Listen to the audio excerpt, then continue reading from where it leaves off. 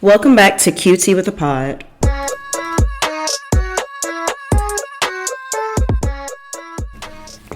All right, everyone, we are back with yet another episode. So a few weeks ago, I took a break from recording my podcast, and I took it to Instagram and was just asking for suggestions, and a suggestion popped up that I was so excited to talk about. So one person said they want an episode about how to unapologetically put ourselves first, specifically Black women, and how this thinking system has not been ingrained into us at a young age.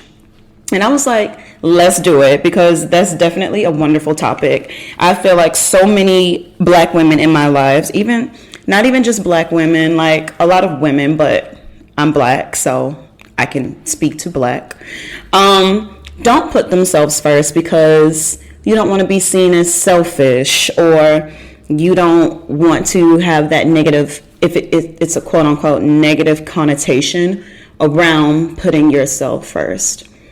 And it also bothers me whenever like something happens to people. So let's say like a breakup or like just some rift in their life, and their retaliation against the situation is always, I'm putting myself first. I'm thinking about myself. People are going to feel it. And it's like, no, sis, you should have been putting yourself first. You should be the most important thing in your life, because without you won't be able to do anything for anyone. So, of course, I love the number 3. I like to work in 3s and 5s. So I have 3 ways or 3 mindsets you can adopt to kind of start putting yourself first.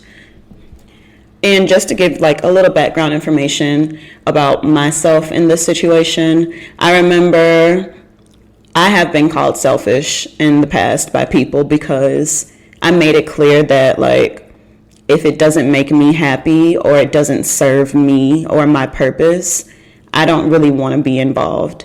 And I do think that sometimes I can be a little stubborn with that. I'm very like, no, this doesn't make sense, I'm not doing it type of person.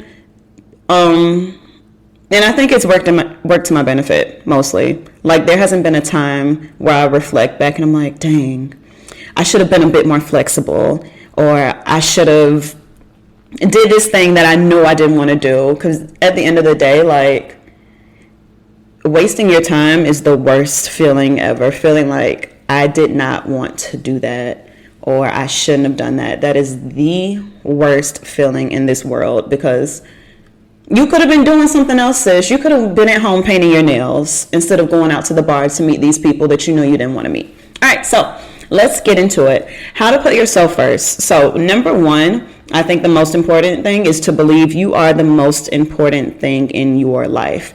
Your goals should be in the forefront, like, period. Think about yourself. You can't help anyone in your life, like your family, your friends, your boyfriend, your girlfriend, if you are not feeling 100%. And I always thought this was very intuitive, like, of course, put yourself first, like that's rule number 1. But a lot of people don't feel that. I've seen like friends of mine neglect themselves or truly like throw themselves out there to make sure that they are serving other people's needs. So yeah, please make sure that you are making yourself the number 1 priority in your life. Second thing is knowing when to say no and how to say no. I know this is also very, very important. Like if you don't want to do something, you need to let it be known and you need to stand in your decision. You can question it in private, but don't question it with other people. And there should be a balance. So this is just around your boundaries, kind of setting boundaries. So making sure that if you are holding yourself to that high standard, like you are like, I am number 1 in my life, of course that comes with boundaries. So making sure that you are not putting yourself in compromising situations, making sure that the things you do or that you engage in actually make you happy. There should never be a reason that you're doing something and you feel unhappy.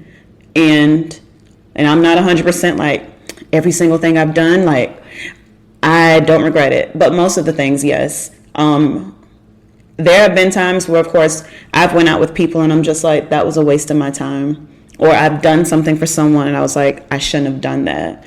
But of course, all those are learning experiences.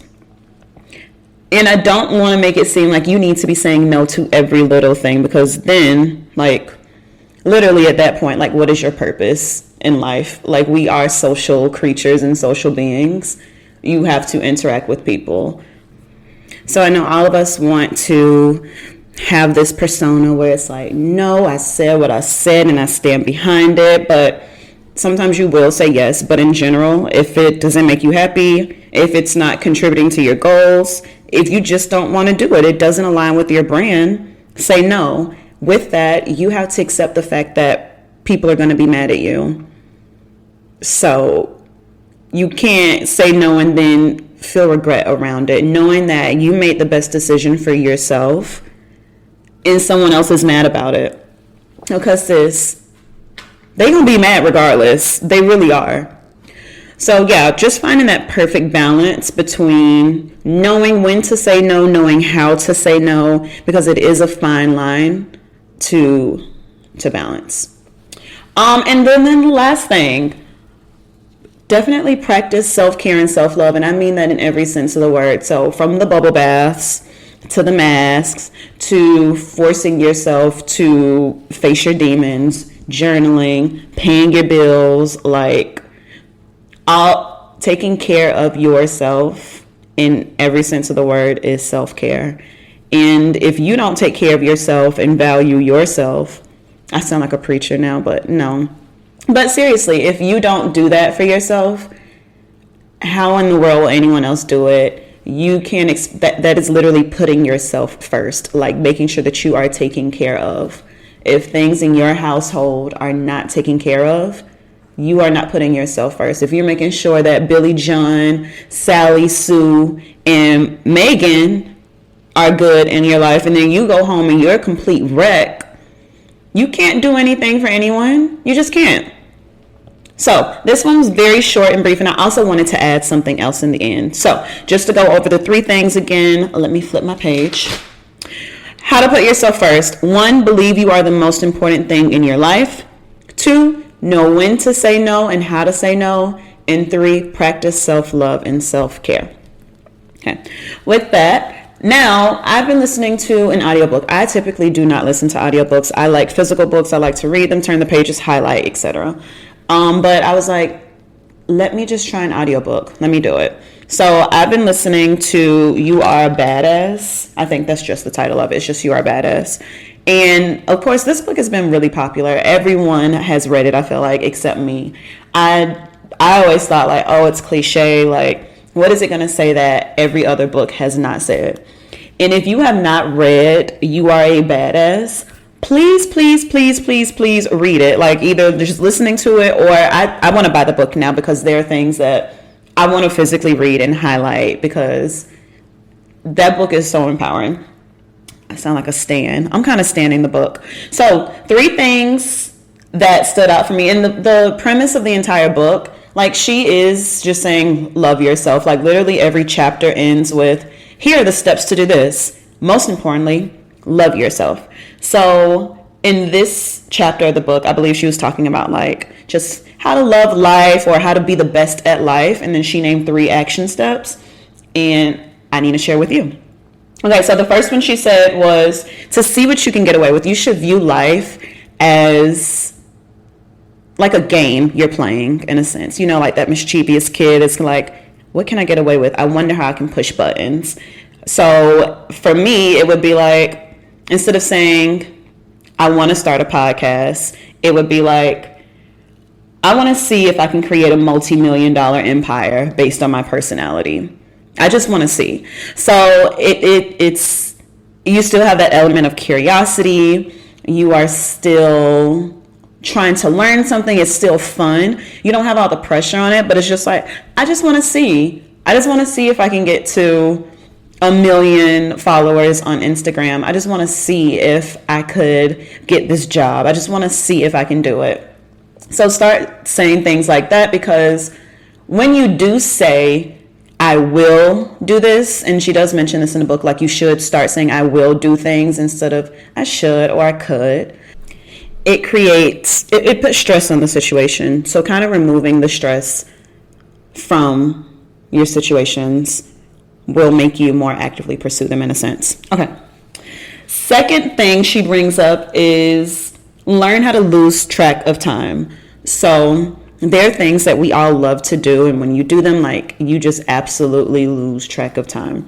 So finding out what those things are and honing in on those things, because those are the things you love. You're not looking at the clock. Like, some of us have jobs where we are literally staring at the clock, dreading the time we have to start working and waiting for the time we can clock out. But if we start practicing and honing in on the things that make us lose track of time, we'll be happier. And then the last thing she mentioned is keep being the beginner. So when we're like learning how to do things, it kind of, we're curious. We want to, it's okay if we make mistakes, right? We're not taking ourselves so seriously. It's just like, I'm just learning, but okay. But as you keep practicing things, like, of course you'll become an expert. But when you become an expert and you start viewing yourself as an expert and you start taking things too seriously, it takes the fun out of it. So at the same time, hone in on your skill, but still keep it fun. Like, remember why you started doing it and remember how you felt when you started doing it. So that was just a side note that I wanted to add, because if you have not read that book, please read it, because there are a lot of gems in there. Overall, I really feel like she was saying, tap into your inner child, because it seems like once we reach a certain age or attain a certain level of education or just anything, we stop just having fun in life. And I feel like when you are having fun, that's when you feel the most fulfilled, in a sense. So that's my quick, this was like kind of like a rant, but not really. So really, how to put yourself first, like, is learning you and tapping into all the things that make you you, and doing those things for you and not feeling bad about it. Now, why are we taught at a younger age not to put ourselves first? I think that's very contextual, but just speaking broadly, like, when I thought about it, like, just thinking about how sons and daughters are raised in Black households or even Hispanic households. I don't know how it is in other cultures. Let me know. But there's the old saying, we raise our daughters, but we love our sons. So we raise our daughters to learn how to be sufficient. Like, you are going to know how to do this, and the third. Like, you're very independent. You know how to do these things for the most part. But with sons, it's like they are just loved, and it's just like, let me nurture you and nurture you and let you bruise yourself. Like, think about it. Boys can go outside, and it's like, let boys be boys. Let boys explore. Let boys dream. Let boys do whatever the hell they want to do. But with girls, it's more so you need to keep these strict limitations. You need to be realistic. There are a lot of guidelines set around like how we raise girls, because we want to quote unquote protect them. But you're raising the girls to protect them, but then you're raising the boys to just do whatever. So I think just doing that, women are naturally like always overthinking things, always wondering how they're being perceived, always wondering, just always overthinking. Meanwhile, men are just like, this is my land. I will do as I please, because boys will be boys at the end of the day. Now, me just reflecting on my own upbringing, I have a sister, but my sister is 8 years older than me.